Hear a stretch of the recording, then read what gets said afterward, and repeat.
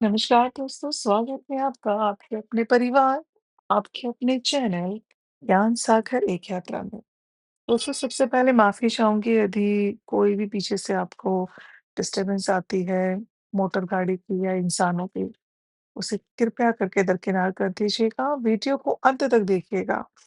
यहाँ तक आना माँ कामाख्या की मर्ज़ी है। आपके स्वयं की खोज है जो आप यहाँ तक आए हैं। ऐसे ही आप यहाँ तक नहीं आए।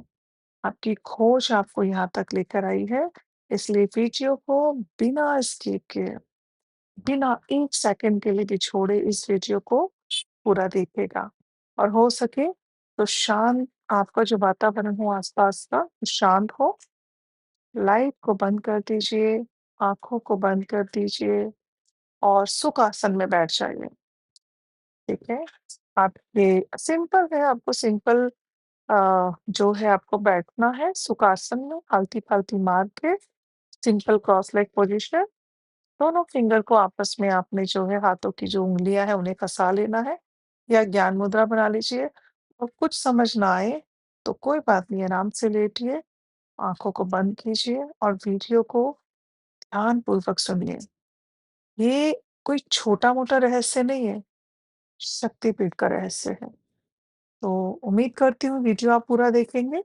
यदि आपको ये रहस्य जानकारी अच्छी लगे तो इसे साझा करेंगे उन सभी के साथ जो माँ कामाख्या के प्रिय भक्त हैं। मतलब वो इतना सब कुछ छोड़ सकते हैं, सब कुछ, लेकिन इतना प्रेम करते हैं माँ कामाख्या को कि माँ कामाख्या को नहीं छोड़ सकते। तो उनके लिए ये रहस्य बहुत ज़रूरी है और जो लोग ध्यान साधक हैं, लंबे समय से ध्यान साधना में जुड़े हुए हैं, तंत्र साधना में जुड़े हुए हैं, भक्ति साधना में जुड़े हुए हैं या जो अभी नए-नए ध्यानी हैं, उनके लिए भी यह वीडियो अत्यंत ज़रूरी है। तो ध्यानपूर्वक सुनिएगा दोस्तों। आइए हम लोग आरंभ करते हैं। तो दोस्तों सबसे पहले जयकारा लगाते हुए जय माँ कामाख्या। कमेंट बॉक्स में भी जय माँ कामाख्या लिखते जाएँ। दोस्तों असम की नीलाचला पहाड़ियों पर सुबह की धुंध फैली थी। दूर से ढोल, नगाड़ों की आवाज़ आती थी। श्रद्धालु लाल ज्योति कपड़े ओढ़े, हाथों में नारियल लिए, नंगे पाँव ऊपर चढ़ रहे थे। उनकी आँखों में भक्ति थी और दिल में एक ही पुकार, जय माँ कामाख्या, जय माँ कामाख्या, जय माँ कामाख्या। आज की हमारी कथा भी इसी रहस्यमय मंदिर की है। मंदिर जिसने ना जाने कितने साधकों को सिद्धियाँ दी, भक्तों की कामनाएँ पूरी की और दुनिया को स्त्री शक्ति का असली महत्व बताया। लेकिन इस मंदिर के साथ कुछ ऐसे रहस्य भी जुड़े हैं जो साधारण नहीं है दोस्तों, जैसे कि तंत्र साधना, ध्यान साधना, बलि और अनुभव अनुभुबची मेला। तो आइए सुनते हैं माँ कामाख्या की कथा, एक-एक परत खोलते हैं इस रहस्य की। दोस्तों यदि शब्दों में कहीं भी छोटी-सी मुझसे अगर चूक हो जाए ना, तो आप मुझे माफ़ कर दीजिएगा। क्योंकि कई बार बोलते-बोलते इंसान की ज़ुबान लड़खड़ा जाती है। आपसे भी ऐसा होता होगा, शब्द कई बार ऊपर-नीचे हो जाते हैं, मगर मैं अपनी तरफ से पूरी कोशिश करूँगी कि एक ऐसे मुझसे गलती ना हो। लेकिन यदि फिर भी हो जाए, तो आप मुझे माफ़ कर दीजिएगा और कथा को पूरा सुनिएगा। दोस्तों बहुत समय पहले जब सृष्टि में शिव और शक्ति का मिलन हो रहा था, तभी हुआ एक हादसा। दक्ष का यज्ञ, सती का अपमान और फिर सती का आत्मदहन। दोस्तों शिव क्रोधित हो उठे, सती का मृत शरीर उठाकर तांडव करने लगे। आपने सुनी होगी ये कथा, जब जो दक्ष थे, उन्होंने जब यज्ञ किया, तो किस प्रकार माँ सती का अपमान हुआ और फिर उन्होंने अपना आत्मदहन कर दिया। हम कह पार्वती माँ को हम सती भी कहते हैं ना। फिर उससे तो शिव क्रोधित हो गए क्योंकि एक शक्ति, मतलब वो इतनी प्रिय थी उन्हें कि वो बहुत क्रोधित हो उठे। ठीक है? सती का मृत शरीर लेकर उठाया उन्होंने और तांडव करने लगे। शिव ने हमें यह भी बताया है, इस समाज को, इस दुनिया को, इस जगत को, कि पत्नी का जो अधिकार है ना, वो सिर्फ़ ये नहीं कि वो सिर्फ़ एक पत्नी है। पत्नी हमेशा अपने पति का आधा अंग है। अगर एक ना हो तो दूसरा बड़ा व्याकुल हो जाएगा। एक के बन एक सोचे कि मैं पूरी दुनिया चला लूँगा या चला लूँगी, ये तो असंभव है। जब दोनों होते हैं और दोनों में बराबर का प्रेम होता है। देखिए, सती को जो गुस्सा आया, उन्हें जो क्रोध आया, वो किस लिए आया? उन्हें अपमान क्यों लगा? उन्हें अपमान लगा ना अपने पति के लिए, शिव के लिए। तो उन्होंने आत्मदाह कर दिया, है ना? उन्होंने अपना शरीर छोड़ दिया। और शिव को गुस्सा क्यों आया, उन्हें क्रोध क्यों आया? क्योंकि वो अपनी पत्नी को मृत अवस्था में नहीं देख सके इस प्रकार, वो व्याकुल हो गए कि ये क्या हो गया? तो कहीं न कहीं हर चीज़ के पीछे एक कारण होता है। अगर ये नहीं होता, तो शक्तियाँ जो थी वो धरती पर कैसे आती? तो ये सब भी ज़रूरी था। दोस्तों, जब शिव क्रोधित हो उठे और सती का मृत शरीर उठाकर तांडव करने लगे गुस्से में, मतलब क्रोध में, तो विष्णु ने संसार की रक्षा के लिए अपने सुदर्शन चक्र से सती के शरीर के टुकड़े कर दिए और जहां-जहां अंग गिरे, वहां-वहां शक्तिपीठ बने। ठीक है दोस्तों? और जब सती का गर्भाशय और योनि गिरी, तो वहीं उत्पन्न हुआ कामाख्या पीठ, एक ऐसा स्थान जहां सृजन की ऊर्जा बसती है। यही कारण है कि यहाँ कोई मूर्ति नहीं, बल्कि योनि कुंड है, एक जल धारा जो माँ की ऊर्जा का प्रतीक है। दोस्तों, कहाँ कहाँ हम लोग इतने वहम में पड़ जाते हैं कि महिलाओं को पीरियड आ जाए तो मंदिर जाना भी उसको अलाउड नहीं है।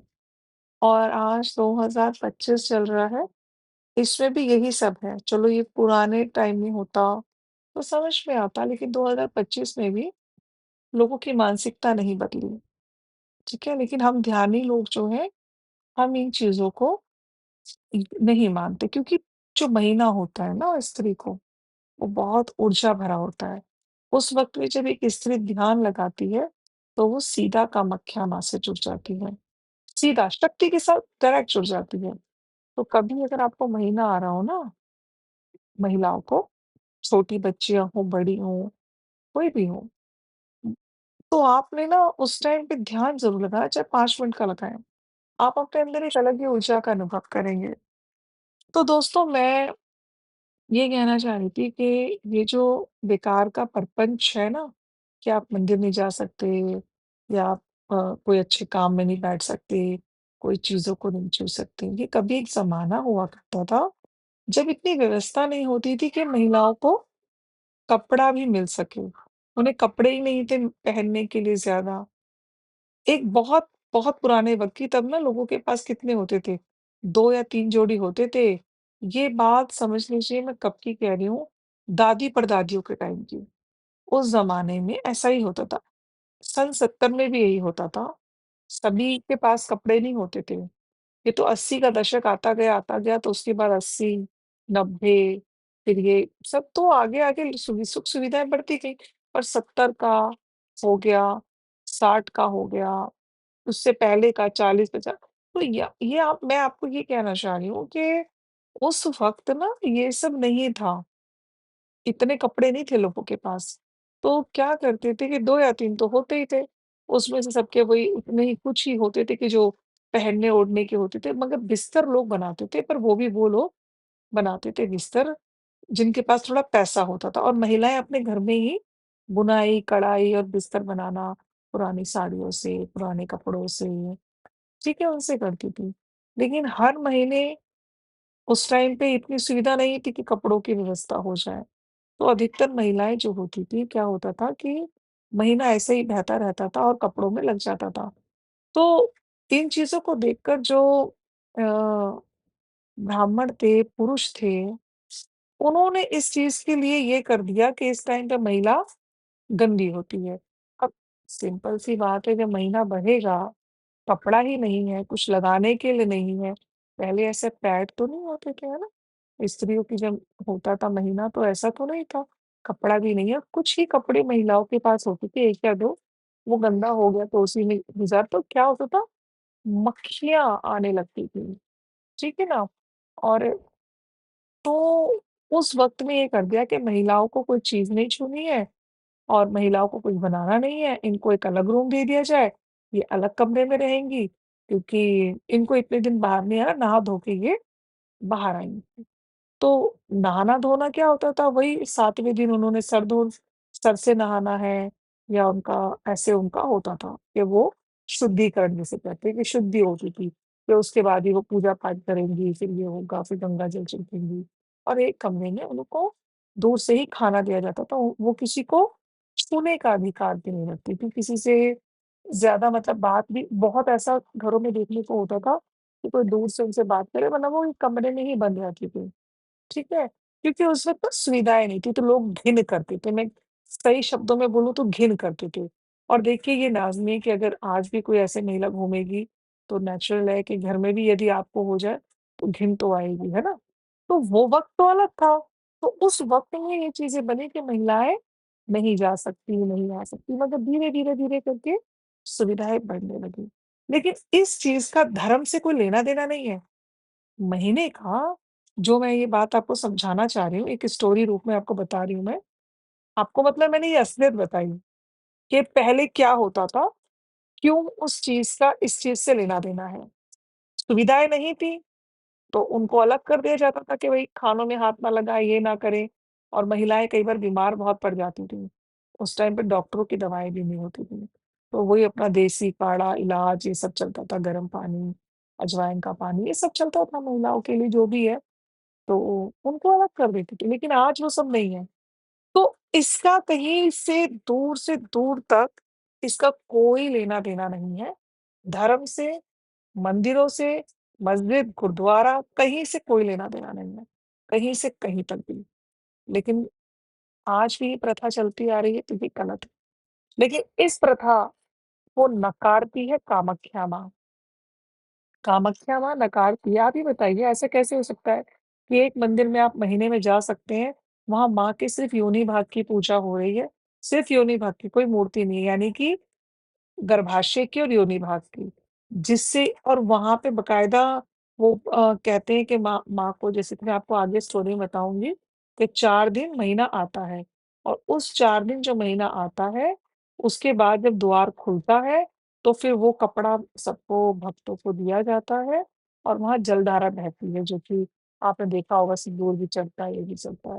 तो ये बताइए, एक स्त्री की एक तो इस रूप में पूजा हो रही है और कहाँ जो स्त्रियाँ समाज में जीती-जागती हैं, उनको घिन से देखा जा रहा है, उनको ये कहा जा रहा है कि तुम जा नहीं सकती हो, तुम इस मंदिर मत जाओ, उस मंदिर अच्छा सबसे बड़ा कारण है कि चलो ये कभी कोई प्रथा बनी तो बनी, मगर इसे बड़े तरीके से लिया और स्वीकार किया और ज़ुल्म किया महिलाओं ने ही महिलाओं पर। ये बड़ी ताज्जुब की बात है। हैरानी की बात तो यहाँ हो जाती है कि पुरुषों ने कोई कानून बनाया पुरुष सम मतलब उस टाइम के जो लोग थे, जो अपने आप को बड़ा धर्म का ठेकेदार मानते थे, उन्होंने कोई कानून बनाया और उस कानून को आज तक प्रथा बनाते हुए नित्य नियम और हर तरीके से कौन निभा रही है? महिलाएँ। ज़ुल्म कौन कर रही है? महिलाएँ। तो आज आप ये वीडियो जब देख लेंगे तो आपके मन से बहुत सारे वहम मिट जाएँगे और आज भी आप कहीं किसी गाँव चले जाओ, गढ़वाल में ऐसी जगह है, राजस्थान में है, बिहार में है पंजाब में नहीं है बस। पंजाब, हिमाचल में ये सब नहीं होता। मैं और बताती हूँ आपको ये बहुत सी जगहें हैं, आप यूपी में चले जाएँ, जहाँ ये प्रथा आज भी निभाई जाती है।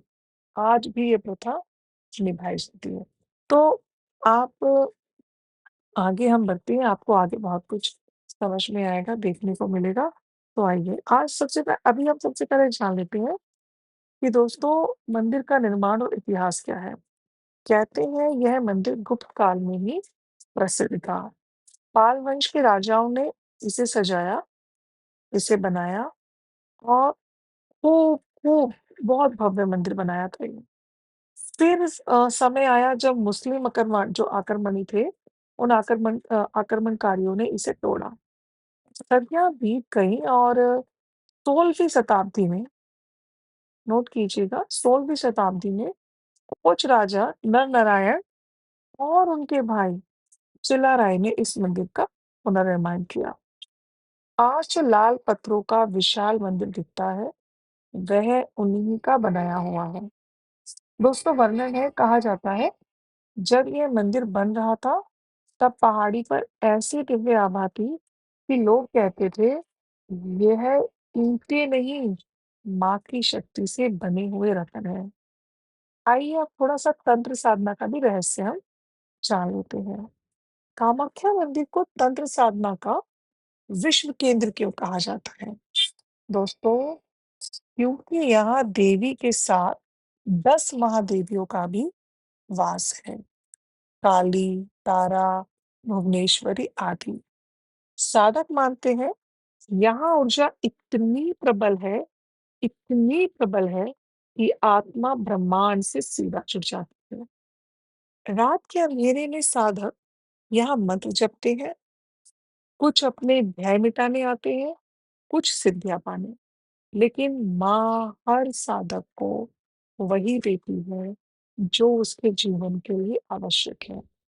दोस्तों, मैं आपको बताने चाह रही हूँ, तो ध्यान से सुनिएगा। एक साधक ने ना माँ से धन मांगा, तो उसे धन मिला, लेकिन साथ में ना उसका लोभ छूट गया। बहुत ध्यानपूर्वक सुनने वाली बात है। यदि आप समझना चाहते हैं कामाख्या माँ के मंदिर का रहस्य, तो एक साधक ने ना माँ से बहुत धन मांगा, तो माँ ने उसे धन तो दे दिया, लेकिन साथ में उसका लोभ छूट गया। दूसरे ने बोला, माँ मुझे शक्ति चाहिए, तो उसे शक्ति मिली, लेकिन साथ में क्रोध समाप्त हो गया। माँ से उसने जब शक्ति मांगी, तो माँ ने उसको शक्ति तो दी, लेकिन साथ में उसका क्रोध समाप्त हो गया। यही है माँ की तंत्र साधना, देना भी है और शुद्ध भी करना है। समझ गए? अब एक साधक जिसने धन मांगा हो और उसका लोभ ही छूट जाए, तो उसको धन का क्या प्रिय? उसको कोई प्यार थोड़ी है, वो क्या प्रेम करेगा धन से? उसको कुछ प्रिय नहीं लगेगा। और दूसरे व्यक्ति जिसने बहुत शक्ति माँगी हो, माँ ने शक्ति दे दी हो, तो जब उसमें क्रोध ही नहीं होगा, तो वो अपना बल किसे दिखाएगा, अपनी शक्ति किस पर आज़माएगा, किसको डराएगा? तो कहने का तात्पर्य ये है कि माँ ने जो तंत्र साधना करते हैं, उन्हें देना तो सब कुछ है, मगर उन्हें शुद्ध करना है। आइए जानते हैं दोस्तों, ध्यान का महत्व यहाँ पर क्या है? यहाँ जो ध्यान है उसका महत्व क्या है? तो दोस्तों, यहाँ ध्यान का अर्थ है स्वयं को माँ की ऊर्जा में विलीन देना। साधक कहते हैं, कामाख्या में ध्यान करने से कुंडली जागृत होती है। एक पल को आप सोचिए, जब आप वहाँ ध्यान में बैठते हैं, तो आप महसूस करते हैं कि आपकी सांसें भी माँ की सांसों से जुड़ गई है। यही ध्यान का महत्व है। दोस्तों, सोच लो कि आप कामाख्या माँ के मंदिर में बैठे हैं और अभी आप एक 1 सेकंड आप अपनी आँख बंद करें, आराम से बैठे हैं ना, लेटे हैं, बैठे हैं, जैसे भी हैं। कुछ सोचिए मत, बस कुछ मत सोचिए। आँखें बंद कीजिए, शांति से माँ कामाख्या का ध्यान कीजिए, माँ कामाख्या का ध्यान कीजिए, माँ कामाख्या का ध्यान कीजिए। मन एकदम शांत, एकदम शांत, एकदम शांत। अगर आपको यहाँ-वहाँ की कोई आवाज़ आए अपने आस-पास की, उसे दरकिनार कर दीजिए। सुखासन में बैठ जाइए, लेट जाइए, मगर सिर्फ़ आँखें बंद कीजिए और शांत। और देखिए कि आपके चारों ओर, जहाँ भी आप बैठे हैं, लेटे हैं, उसके चारों ओर लाल रक्त बह रहा है। देखिए, मन एकदम शांत, एकदम शांत, एकदम शांत। बिल्कुल शांत रहें। आप उस ऊर्जा को महसूस कीजिए, उस ऊर्जा को महसूस कीजिए। आपके चारों ओर आपको लाल रक्त नज़र आ रहा है और बीच में आप बैठे हुए हैं, मन एकदम शांत और आपके सामने माँ है, एक ऊर्जा है, एक प्रकाश है, एक शिवलिंग है, किस भी आकार में आप उन्हें देखना चाहते हैं। मन एकदम शांत, बिल्कुल शांत, शांति से सिर्फ ये कल्पना कीजिए कि आपके चारों ओर लाल रक्त बह रहा है, मन शांत, शांति का अनुभव करते हुए अपनी साँसों को माँ के साथ जोड़ दीजिए। बिल्कुल शांत, लंबी गहरी श्वासें लीजिए। Inhale from nostril and exhale from nostril. लंबा गहरा श्वास लें और धीरे-धीरे बाहर छोड़ दें। मन शांत, एकदम शांत, एकदम एक ऊर्जा का, एक शक्ति का आनंद आप महसूस कर रहे हैं। अपनी श्वासों को माँ की शक्ति के साथ जोड़ते हुए ब्रह्मांड के साथ जोड़ दीजिए। देखिए आपके चारों ओर अभी जहाँ रक्त बह रहा था, वहाँ चारों ओर आप छोटे-छोटे टिमटिमाते हुए तारे नज़र आएँगे। मन शांत रखें, आप स्वयं को ब्रह्मांड से जोड़ दीजिए। मन एकदम शांत, शरीर हल्का हो चुका है, मन एकदम शांत है। माँ कामाख्या का ध्यान करते हुए मन को शांत कर दीजिए।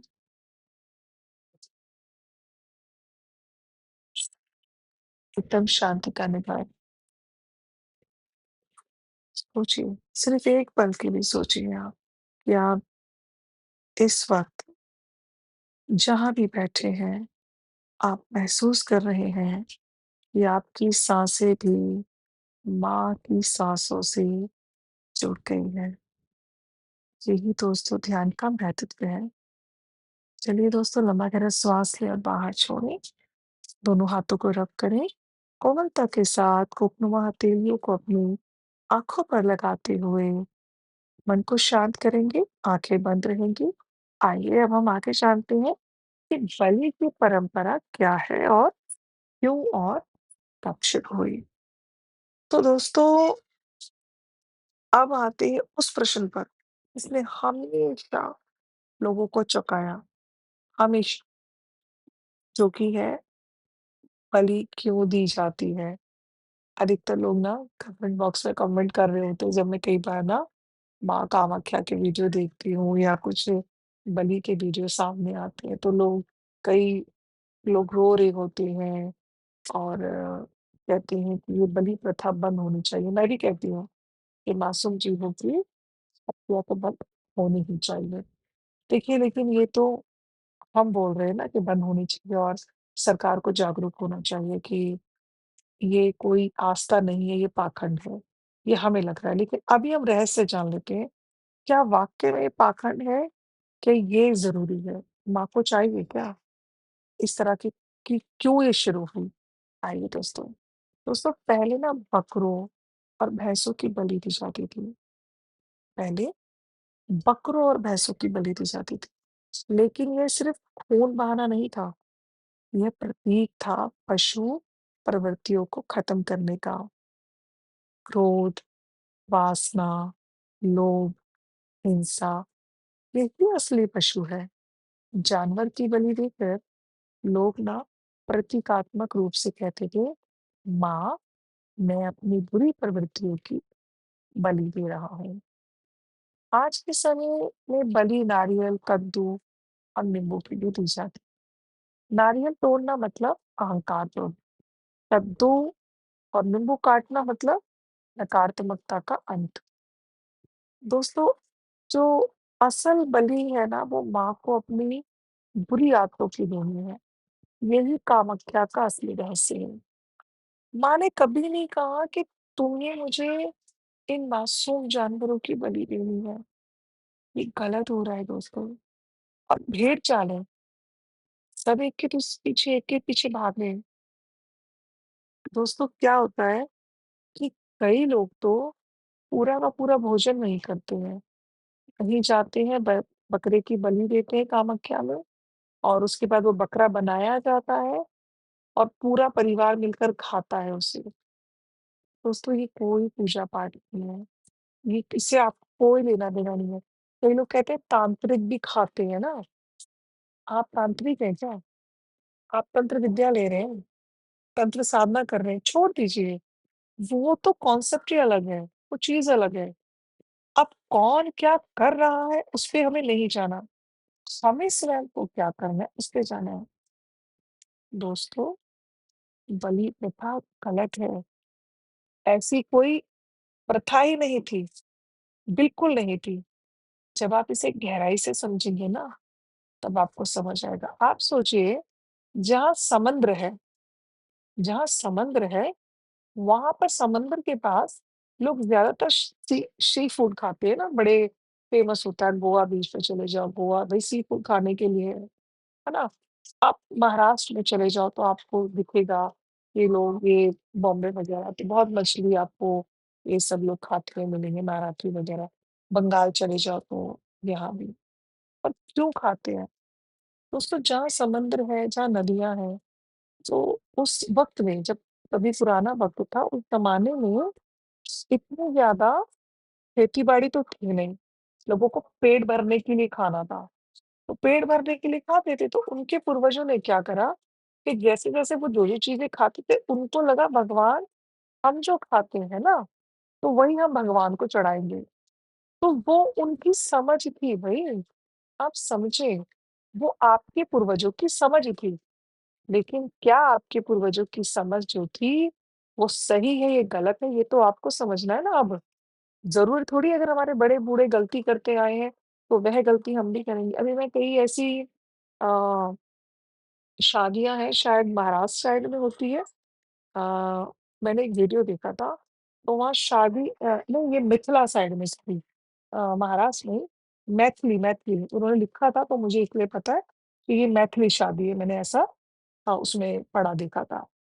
तो उसमें क्या था कि जो नई नवेली दुल्हन जब शादी करके अपने ससुराल आई है, तो उससे मछली कटवाई जा रही है, कि वो मछली कैसे छीलती है, कैसे काटेगी एक हाथ से उसे, वो रिवाज़ है। तो आप देखिए ना कि पहले अगर आपके बुजुर्गों ने ये रिवाज़ बनाया, उस वक़्त में उतना बड़ा परिवार होता था, बहुत बड़ा परिवार होता था। ये समझिए कि एक ही घर में कई लोग होते थे। मतलब एक ही परिवार में 100-100 200 बंदे होते थे। समझ रहे? छोटी-छोटी एज में शादियाँ हो गई और बच्चे पे बच्चे हुए जाते थे, तो परिवार बढ़ता चला जाता था। अब बच्चे भी हो गए, फिर बच्चों के बच्चे यानी कि जो एक पीढ़ी थी वो 4-4 5-5 पीढ़ी देख लेती थी। तो इतनी जल्दी-जल्दी विवाह होते थे, ठीक है? तो बहुत बड़ा-बड़ा परिवार होता था। तो उस ज़माने में जब पुरुष बाहर की चीज़ों को सँभाल रहा होता था, तो जो घर में महिलाएँ थी, उनकी उतनी स्पीड होनी चाहिए थी खाना बनाने की, कि वो पूरे जितनी महिलाएँ थी कि वो फटाफट काम करें। सब्ज़ी जल्दी काटें, मच्छी जल्दी-जल्दी काटें, मीट जो भी शाकाहारी है तो शाकाहारी और मांसाहारी तो मांसाहारी। तो उस टाइम पे अगर आपके पूर्वज मच्छी खाते थे या नदी के पास, नहर के पास, समुद्र के पास रहते थे, तो उन्होंने ये रिवाज बनाया क्योंकि उनको अपना परिवार चलाना था और उनकी वही जीविका थी, वही उनका लालन-पोषण करने का था। तो आज हमारी समझ ये क्या कहती है कि हमें ये करना चाहिए? कामाख्या माता इस बात को बिल्कुल मना कर रही हैं। वो कहती हैं, अब एंड में देखिएगा उन्होंने क्या मैसेज दिया। माता ने तो मना करा है। माँ कहती है, मुझे तो ये चाहिए ही नहीं ना। वो कहती है जो असली बलि है, वो माँ को ना अपनी माँ बोलती है अपनी बुरी आदतों को जो है ना उसको त्यागो भई। असल बलि माँ को अपनी बुरी आदतों की देनी है हमें, कि आज से हम कोई बुरा कर्म नहीं करेंगे, हम कुछ भी गलत करें और यही कामाख्या माँ का असली रहस्य है। अब आप सोच रहे हो कि फिर बलि क्यों हो रही है?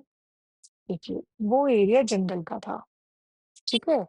वो एरिया जंगल का था। वहाँ सब कुछ शिकार करना, छीना-झपटी होना, यही सब शुरू से चलता आया है। वहाँ पर कोई इतने रोज़गार नहीं थे। बिल्कुल पिछड़ा हुआ एक अलग-सा एरिया था। बिल्कुल माओवादी आज भी आपको मिल जाएँगे वहाँ माओवादी। जो नक्सली हैं, वो सब आपको आज मिल जाएँगे, आज भी। 2025 में भी वहाँ नक्सली हैं। हाँ, तो उस ज़माने में भी ऐसी चीज़ें थी और वहाँ लो ये सब जानवरों का आना तो बड़ी आम-सी बात थी। आज भी सुनने में आता है, आ जाते हैं। तो वो ज़माने में तो ऐसे ही घूमते-फिरते होंगे जैसे आप और हम आज घूम रहे हैं। तो उस टाइम पे शिकार होते थे, वही खाते थे, वही चढ़ा देते थे। उनकी बस वही ये थी कि आप माँ प्रसन्न हो जाओ, तो हम ये करेंगे, आप प्रसन्न हो जाओ तो हम ये करेंगे। तो आप समझें कि वो एक शक्ति-पीठ है और जहाँ योनि की ही पूजा की जा रही है, गर्भ की ही पूजा की जा रही है, माँ के गर्भाशय की, तो जो माँ जननी है, कैसे अपने बच्चों की जान ले सकती है? जो जननी है वो स्वयं से जान लेगी, वो कभी नहीं चाहेगी कि तुम ये सब करो। लेकिन जो लोग ये सब कर रहे हैं, ये घोर पाप है। ये जीभ का स्वाद है और कुछ नहीं है। उन मासूमों का क्या? उन मासूमों का क्या? आपसे किसी ने कहा काले बकरे काटेंगे तो माँ खुश हो जाएगी, आपकी नज़र उतर जाएगी। आप किसी की जान लेते हैं, तो कुछ नहीं उतरने वाला, कुछ नहीं होने वाला। आपकी ये सोच गलत है, आप गलत सोच रहे हैं। आपके मन की ये कहानियाँ हैं, आपके मन की ये मनगढ़ंत कहानियाँ हैं, बिल्कुल मनगढ़ंत। देखिए, यदि आप लोगों को किसी को भी ये लगे ना कि ये चीज़ मैं गलत बोल रही हूँ या आप कुछ भी टिप्पणी करना चाहें, तो मैं सच कह रही हूँ, आप जो भी लिखेंगे मैं खुले दिल से स्वीकार करूँगी। उस पे कोई ऐसा फालतू का तर्क-वितर्क नहीं होगा। आपका जो भी अगर मैं भी गलत हूँ ना, तो उसका भी आप लिख दीजिए। मगर जहाँ तक मैंने पढ़ा है, जहाँ तक मैंने कामाख्या माँ को समझा है, माँ बलि नहीं चाहती। सिंपल सी बात है, जहाँ योनि की पूजा हो रही है, माँ के गर्भ की पूजा हो रही है, जहाँ माँ निसंतान को संतान देती हो, आप बताइए वो कैसे किसी मासूम जीव की बच्चों को छीन लेंगी? कैसे वो अपने बच्चों को ले लेंगी जो जननी है? कहते हैं वहाँ पे संतान माँगने वालों को संतान मिल जाती है। तो वो ऐसे कैसे मासूम जीवों जीवों को छीन लेंगी? ये सब बाद में बनाया गया है, क्योंकि पहले लोग जो उनके पास था वो वही माँ को अर्पण करते थे। लेकिन आज तो हम समझदार हो गए हैं ना, तो हमें ये क्यों करना है? ये हमें स्वयं से विचारना है। आइए जो है अभी हम आगे बढ़ते हैं और अम्बुबाची जो मेला है उसके बारे में भी समझते हैं। तो साल में ना 1 बार जून में यह मंदिर 3 दिन के लिए ना दोस्तों बंद हो जाता है, सिर्फ़ 3 दिन के लिए बंद हो जाता है। और माना जाता है कि माँ उन दिनों मासिक धर्म से होती हैं, तो 3 दिन तक कोई पूजा नहीं होती। माँ को आराम करना होता है, तो माँ आराम करती हैं। अब आप इसको किसी भी तरीके से ले लें, मगर सही बात यही है कि साल में 1 बार जून में यह मंदिर 3 दिन के लिए बंद होता है और उसके बाद में माँ क्योंकि माँ को मासिक धर्म आता है और फिर 3 दिन तक कोई पूजा नहीं होती, क्योंकि माँ आराम में होती है। चौथे दिन जब मंदिर खुलता है, तो लाखों लोग उमड़ पड़ते हैं। उन्हें मिलता है अम्बुबाची प्रसाद। जो प्रसाद है वो किस चीज़ का होता है? लाल कपड़े का टुकड़ा और जल। देखिए, लाल कपड़े लाल कपड़े का टुकड़ा और जल। यह पर्व दुनिया को संदेश देता है, स्त्री का मासिक धर्म अशुद्ध नहीं, बल्कि पवित्र है। यही तो है जीवन की जो है कि सृजन शक्ति, जो कि मैंने आपको पहले भी बोला कि ये इसमें कोई घिन वाली बात नहीं है, ये अशुद्ध है ही नहीं, ये शुद्ध है। ये बस कुछ पुरुषों ने बनाया धर्म को लेकर, उसके बाद कुछ महिलाओं ने इतना नित नियम से निभा लिया कि महिलाओं पर ही अत्याचार करने लगे। तो ज़माना बदल गया, अब तो सुधर जाओ। शक्ति को पहचानो, ध्यान को पहचानो, कुछ तो करो, लेकिन ये सब मत करो। स्त्री का मासिक धर्म अशुद्ध नहीं है, बल्कि पवित्र है, ये आपको ध्यान रखना है। और अगर आपकी वाइफ़ है, आप मतलब पत्नी, बहन, आपकी बेटी, कोई भी है, चाहे पुरुष हो, चाहे महिला, मैं सबको बोल रही हूँ, इस वक़्त में उनसे दूर नहीं भागना, उन्हें प्यार देना है। पता है कहते हैं कि स्त्री जब मासिक धर्म में होती है, पता नहीं आप लोगों को पता है कि नहीं पता है, मगर अधिकतर ध्यानियों को ये बात तो पता है, जब स्त्री मासिक धर्म में हो ना, उस वक़्त उससे कभी बद्दुआ नहीं लेनी चाहिए। उसका रीज़न ये होता है कि जब स्त्री को महीना आ रहा होता है, तो कहा जाता है कि अ, इतनी ऊर्जा होती है ना, इतनी ऊर्जा कि वो चाहे तो किसी को अगर अपनी शक्ति से एक बार देख दे ना आँख से, तो सामने वाला बंदा जल जाएगा। मगर आज वो स्त्रियों में ताकत नहीं है, उतनी पावर नहीं है। क्यों? ध्यान ही नहीं करती हैं। सारी शक्तियाँ कहाँ लगा रखी हैं? घर की फालतू बातों में या बाहर की फालतू बातों में? या हम यहाँ अपनी शक्तियाँ इंस्टाग्राम में, टीवियों में या फिर चुगलियाँ करते हो क्या? करती हो मेरी बहनों बताओ आप लोग चुगलियाँ करते हो? तो इन चीज़ों में फ़ोन उठा लिया घंटों-घंटों बातें चल रही हैं, इसने ये किया, उसने वो किया और मासिक धर्म में तो कहते हैं कि ख़ास तौर पे जो महिलाएँ हैं, उन्हें कम बात करनी चाहिए। अगर वो 3 दिन, 4 दिन का मौन धारण कर लें ना, तो उनमें ना बहुत ऊर्जा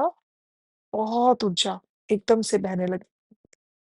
3-4 दिन के लिए तो वो बिल्कुल किसी से बात ना करें, मौन धारण कर लें।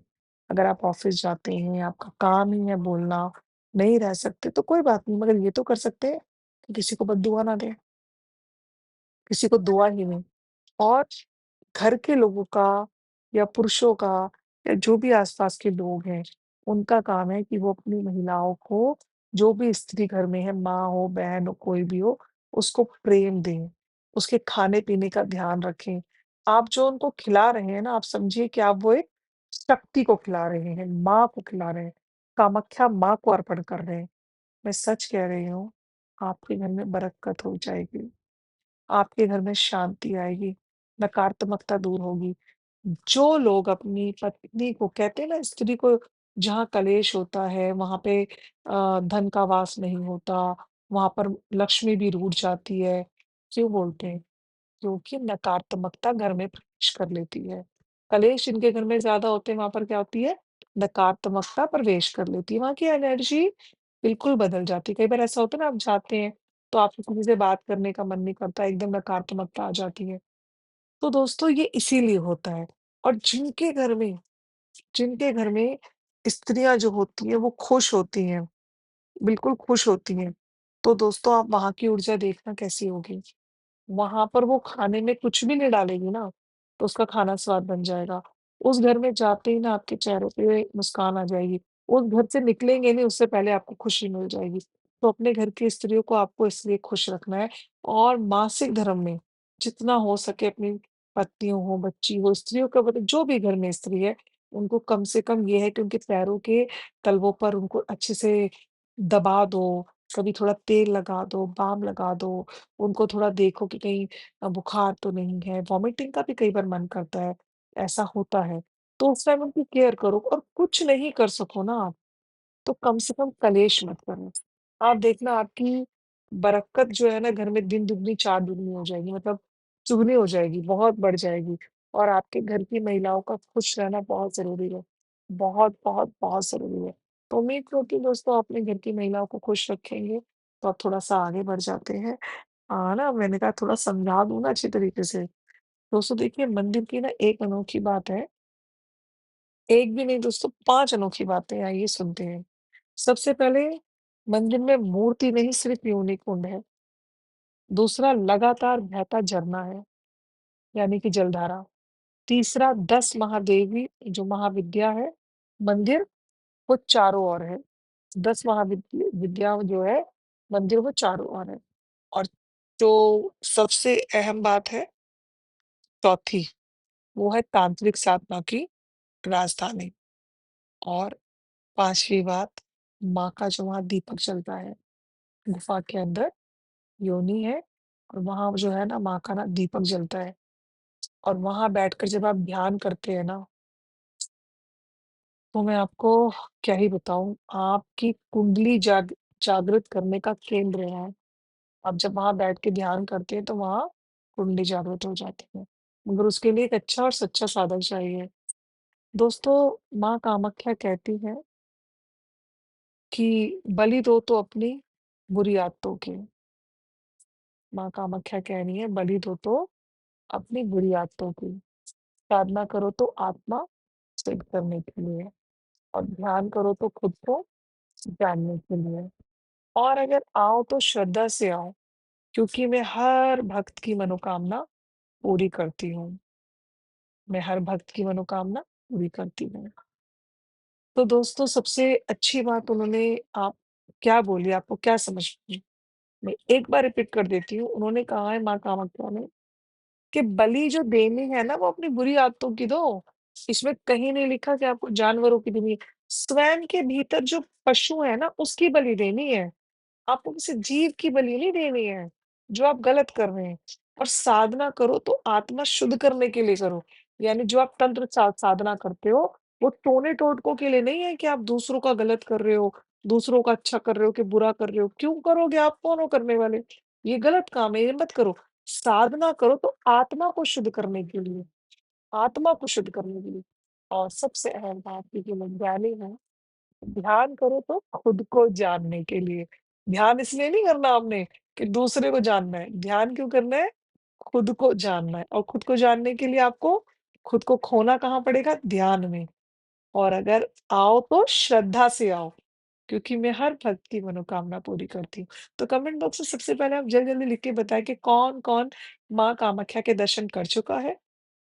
कौन-कौन तंत्र साधना कर रहा है माँ कामाख्या के पीठ पर जाते ही आप लोग साल में 1 बार, 2 बार, आपको लिखना है। और कौन जिन्होंने अभी तक वह कौन भक्त हैं, जिन्होंने आज तक माँ कामाख्या के दर्शन नहीं किए, लेकिन मन में है जिज्ञासा कि जाना है, तो वो जाने वाले हैं और कब जा रही हैं। और जो सोच रही हैं कि हाँ भई जाएँगे, जाएँगे, या वक़्त नहीं मिल रहा या धन नहीं मिल रहा, तो अभी के अभी कमेंट बॉक्स में लिखें कि मैं कामाख्या माँ के दरबार पहुँच गई हूँ। पहुँच गई हूँ मतलब पहुँच गई हूँ। लिख दीजिए कि मुझे माँ कामाख्या के दर्शन हो गए। आप देखिए माँ कामाख्या आपको जल्द बुला लेंगी। लिखिए, लिखिए, जय माँ कामाख्या, जय माँ कामाख्या, जय माँ शक्ति। ओम ऐं ह्रीं क्लीं कामाख्याय नमः। तो दोस्तों, उम्मीद करती हूँ अच्छा तो लगा होगा आपको ये रहस्य जान के। आइए कुछ कहानियाँ भी हैं, मैं आपको वो भी ज़रा एक बार सुना देती हूँ, ताकि आपका जो आपको है ना समझ में आ जाएगा कि हाँ भई किस प्रकार हमारे बीच में ये जो रहस्य है वो इतना छुपा रहा।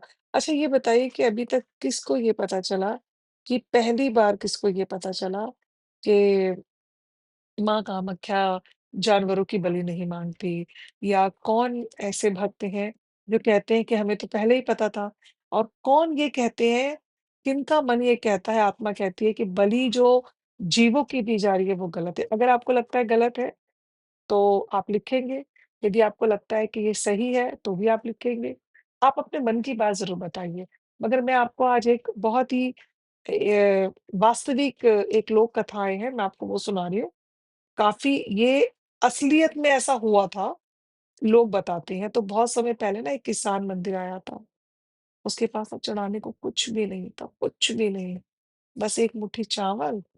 वह रोते हुए बोला, जब माँ के दरबार आया, काफ़ी दूर आया और बस बोला, माँ, मेरा घर में ना भूख है, सब भूखे हैं, मैं बलि तो नहीं दे सकता, बस यही मुट्ठी चावल अर्पित करता हूँ।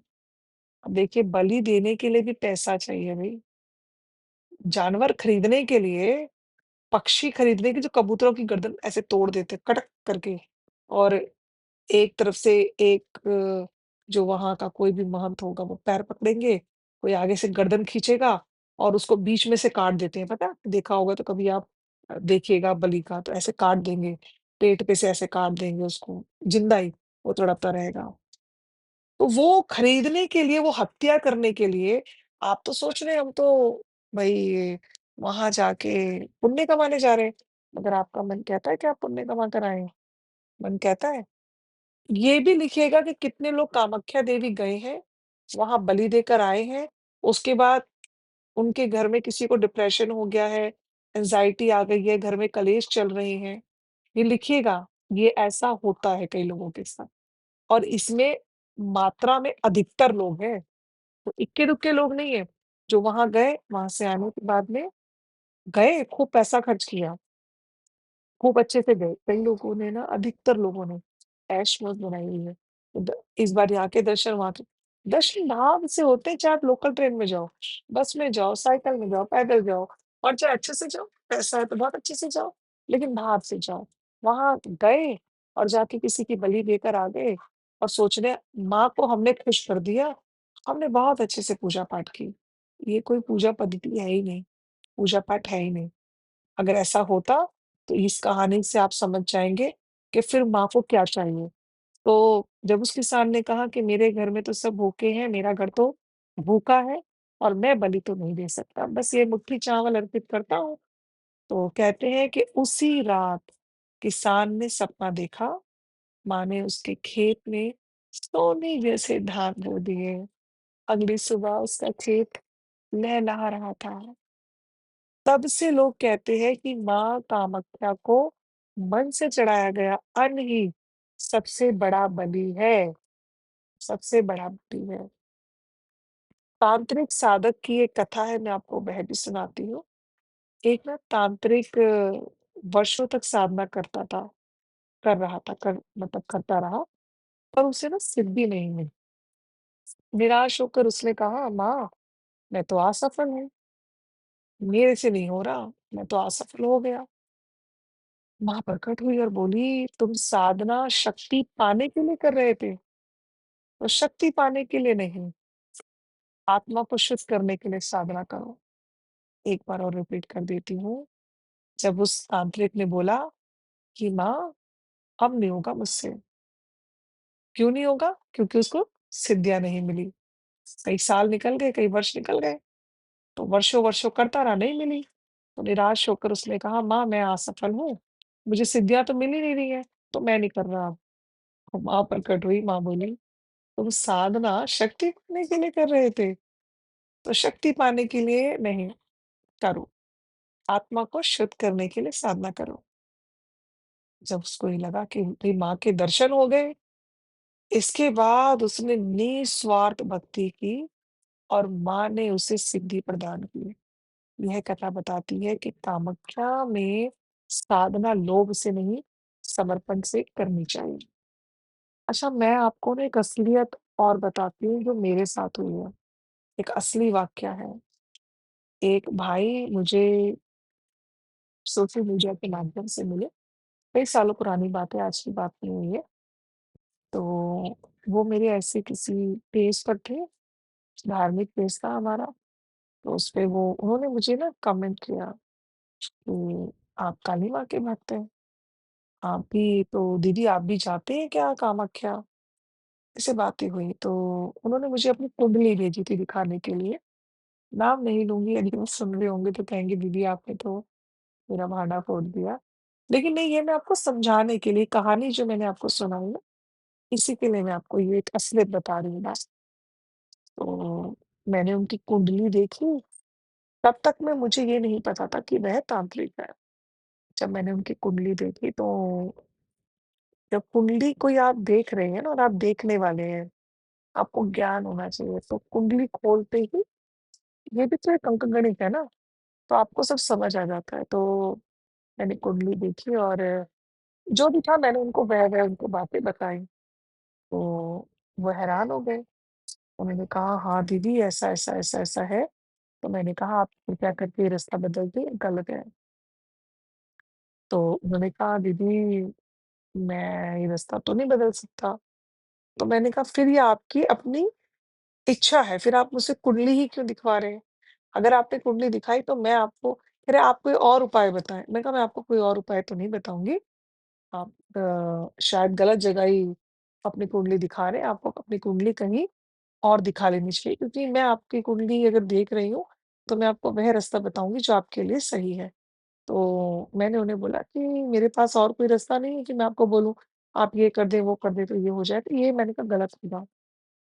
तो वो करते क्या थे कि उनको क्या था कि वो विवाहित थे, उनके बच्चे भी थे, लेकिन वो अपनी साली के प्रति मोहित थे और वह अपनी साली से विवाह करना चाह रहे थे। अच्छा, साली और 4 गुना हाथ आगे थी, 4 हाथ आगे थी। क्यों? क्योंकि वह आई तो अपनी बहन के घर थी जब बहन की डिलीवरी होनी थी और घर का वो आ जाती थी, मतलब इनका था कि वो ज़्यादातर यहाँ रहती भी थी, चली जाती थी। मगर उसने क्या करा कि वो अपने जीजा के साथ घूमने चली गई, ठीक है? उसके बाद वो कहीं-कहीं, इधर-उधर जाने लगी। उसके बाद देखिए, इस चीज़ को हम ऐसे भी ले सकते हैं कि लड़की ने देखो किया तो गलत, कि उसकी बहन विवाहित है और वो जीजा के साथ जो भी, अगर जीजा का मन डोल गया तो आपका नहीं डोलना चाहिए था। आपको समझ आना चाहिए था कि मेरा जीजा मेरी बहन का पति है, तो मुझे ये नहीं करना। तो यहाँ बहन तो गलत तो है, मैं ये नहीं कहूँगी गलत नहीं है, मगर कई बार छोटी उम्र से गलतियाँ हो जाती हैं। लेकिन आप विवाहित हैं, तो आप अपनी पत्नी को भी धोखा दे रहे हैं और पत्नी की बहन को भी धोखा दे रहे हैं। तो धोखे के बदले तो हमें धोखा मिलेगा, तो वही उस आदमी के साथ हुआ। क्योंकि उसकी साली को कुछ टाइम बाद कोई और लड़का पसंद आ गया और वो अपने घरवालों की मर्ज़ी से शादी करना चाहती थी। लेकिन जो ये महाशय हैं, अब ये कामाख्या मंदिर जाने लगे और पता नहीं ये कैसे तांत्रिकों से जुड़ गए और तंत्र विद्या सीखने लगी। ये तो बहुत पहले की बात होगी क्योंकि मुझे तो कुंडली बहुत बाद में मिली उनकी। पर वो भाई बहुत कई सालों से 4 सालों से तंत्र विद्या सीख रहे थे और उसका जो उपयोग कर रहे थे वो अपनी साली पे कर रहे थे। तो उन्होंने जब मुझे अपनी साली की कुंडली दी थी तो मैंने कहा ये लड़की को तो, इस लड़की पे तो कोई, जैसे कि मैंने उनको बोला कि इस लड़की पे तंत्र विद्या का उपयोग होता है, हो रहा होगा इस वक़्त में और ये थोड़ा लड़की डिस्टर्ब होगी। जब मैंने ये बात उन्हें बोली तब उन्होंने बताया कि हाँ दीदी, ये मैं ही अपनी साली को काबू करने के लिए कर रहा हूँ और ताकि ये किसी और से शादी ना करे। तो दोस्तों, ये तो गलत है ना कि आप एक विद्या का उपयोग गलत तरीके से कर रहे हैं। तो इसकी सज़ा तो उन्हें मिली होगी, मुझे नहीं पता क्योंकि मुझे तो काफ़ी वक़्त हो गया जैसे कि मेरा उनसे कोई संपर्क नहीं है। मैं कभी उनसे आमने-सामने मिली भी नहीं। बस एक सोशल साइट के थ्रू उनकी मुझे आई कुंडली और मैंने देखी। उसके बाद कभी वार्तालाप नहीं, पर उन्होंने कहा दीदी आप कामाख्या आइएगा, जून में चलें क्योंकि वो तंत्र विद्या के साथ जुड़ गए ना, तो वो साल में तो ज़रूर जाते ही हैं वहाँ। तो एनीवे मैं इस कहानी के माध्यम से आपको यही समझाना चाह रही थी कि माँ की जो साधना है वो लोभ से नहीं, समर्पण से करनी चाहिए। एक छोटी-सी कहानी है, एक दंपत्ति जो थे वर्षों से संतान के लिए ना भटक रहे थे। डॉक्टरों से निराश होकर वह माँ कामाख्या के चरणों में आए और उन्होंने माँ से प्रार्थना की, माँ हमें संतान चाहिए वरना हमारा जीवन अधूरा है। कहते हैं कि कुछ महीनों बाद ही उनके घर में संतान का जन्म हुआ। आज भी अनेकों दंपति संतान प्राप्ति के लिए वहाँ आते हैं। तो दोस्तों देखिए, मंदिर की जो विशेषताएँ मैंने आपको बताई, ये पहला है कि उनकी जो वहाँ पर है, कोई मूर्ति नहीं है, योनि कुंड है, चारों ओर महाविद्या मंदिर है। बलि की जो है वो है कि आपको प्रतीकात्मक जो है परंपरा है। ध्यान और तंत्र साधना का केंद्र है। और दोस्तों, एक बार फिर कह देती हूँ कि माँ जो है आपकी बुरी आदतों की बलि चाहती है। साधना वो कहती हैं आत्मा को शुद्ध करने के लिए करें और ध्यान जो है वो खुद को जानने के लिए करें। तो दोस्तों, उम्मीद करती हूँ आपको यह वीडियो पसंद आया होगा। यदि हाँ, तो लिखिए जय माँ कामाख्या और खुश रहें, खुशहाल रहें, एक-दूसरे का ख्याल रखें। ध्यान ज़रूर करें। यहाँ पर जो गुफ़ा है ना, वहाँ जो जोत जलती है, कभी जाएँ तो वहाँ बैठकर कुछ देर बैठें, वहाँ बैठकर ध्यान करें। वहाँ जाकर कुछ भी मत चढ़ाओ, सिर्फ़ अपने अहंकार को वहाँ चढ़ाकर आ जाओ, क्रोध को चढ़ाकर आ जाओ, लोभ को चढ़ाकर आ जाओ। माँ आपसे वैसे भी खुश हो जाएगी। और आपने एक चीज़ ज़रूर करनी है, वहाँ बैठकर ध्यान करना है, क्योंकि वहाँ का ध्यान बहुत बहुत, बहुत ज़रूरी है। वहाँ लोग ऐसे चक्कर लगाकर, घूमकर, जोत बत्ती दीपक ना बाहर का मत जलाओ, मन का जलाओ। बार-बार कहती हूँ, तो स्वयं का दीपक जलाओ। बाहर आप कितने भी दीपक जलाएँगे, उस दीपक को जलाने का कोई फ़ायदा नहीं होगा।